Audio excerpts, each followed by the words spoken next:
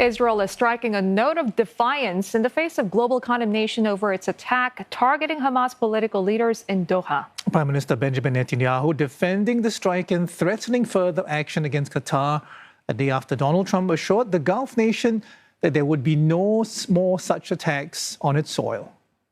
I say to Qatar and all nations who harbor terrorists, you either expel them or you bring them to justice, because if you don't, we will. The Wall Street Journal reporting that Mr. Trump had a heated call with the Israeli leader. It said that he told Mr. Netanyahu that the decision to target Hamas political leaders in Doha was not wise. America's largest military base in the Middle East is located in Qatar. Hamas says its leadership survived the Doha strike, but 5 of its members were killed, including the son of the group's exiled Gaza chief and top negotiator Khalil al-Hayya. Israel's envoy to the United States, Yakil Leiter, has echoed Mr. Netanyahu, telling Fox News that if his country failed to kill Hamas leaders on Tuesday, it would succeed next time. Qatar has condemned the Israeli leader's comments as reckless, saying it will work with its partners to ensure he's, quote, held accountable. The Foreign Ministry also saying the country will take all necessary measures to defend its sovereignty. Qatar's Prime Minister has called the attack barbaric and state terror. Sheikh Mohammed bin Abdulrahman Al Thani telling U.S. media the strike had, quote, killed any hope for the hostages still in captivity in Gaza. Qatar is drawing support from Saudi Arabia. The Crown Prince saying the kingdom stands unconditionally with Doha over whatever measures it chooses to take. Reports say he's expected to visit Doha today.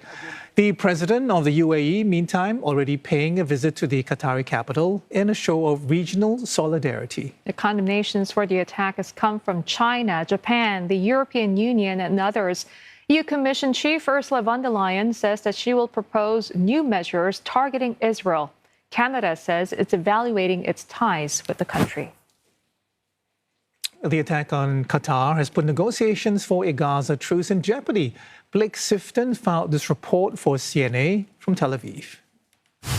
This attack in Qatar is likely to damage the ceasefire negotiations for 2 reasons. To start with, it targeted the Hamas negotiating team while they were discussing a ceasefire proposal put forth by President Trump. And whether they will take the risk of gathering again to discuss future ceasefire proposals remains to be seen. Of course, the attack also took place in Qatar, and Qatar, along with Egypt, are the key mediators for the entire ceasefire process. They've been instrumental in the release of 130 Israeli hostages who were released in the earlier ceasefires. And Hamas have also, of course, said that one of the fatalities from the group was the son of the chief negotiator. So whether he hardens his stance in future negotiations or is less likely to make concessions also remains to be seen. And Qatar have condemned this attack. They've called it cowardly. They've called it a violation of their sovereignty. And throughout the war, they've been hosting ceasefire talks. They've been hosting delegations from Israel, including the head of the Mossad, the head of the Shin Bet, and Israeli military leaders. And they may very well now withdraw from that role, leaving Hamas and Israel without a main mediator to work through. Now, the family members of the hostages are very upset by this development, very worried for what it means for their loved ones. The mother of one of the hostages held in Gaza said that by striking Hamas in Qatar, Prime Minister Benjamin Netanyahu has essentially killed her son. Bohl, senior Middle East and North Africa analyst at RANE, tells us what drove Israeli Prime Minister Netanyahu to attack Qatar. Well, he's acting on imperatives that make a lot of sense from the perspective of his office, which, remember, he's now in a minority government. They must go to elections next year. He will probably lose those elections unless there is a decisive military victory over Hamas. And that does mean taking new types of risks. So that's one driver towards this attack, is trying to assassinate Hamas leadership to see if they can finally break Hamas's resolve to continue fighting in the Gaza Strip.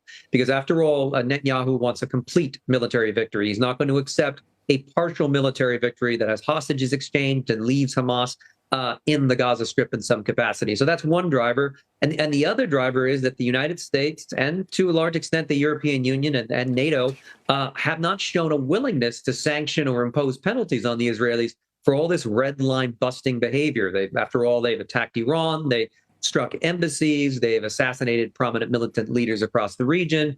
All of that has not resulted in a substantial pushback. And so those two trends combined are giving a window of opportunity for Netanyahu to carry out behavior like this.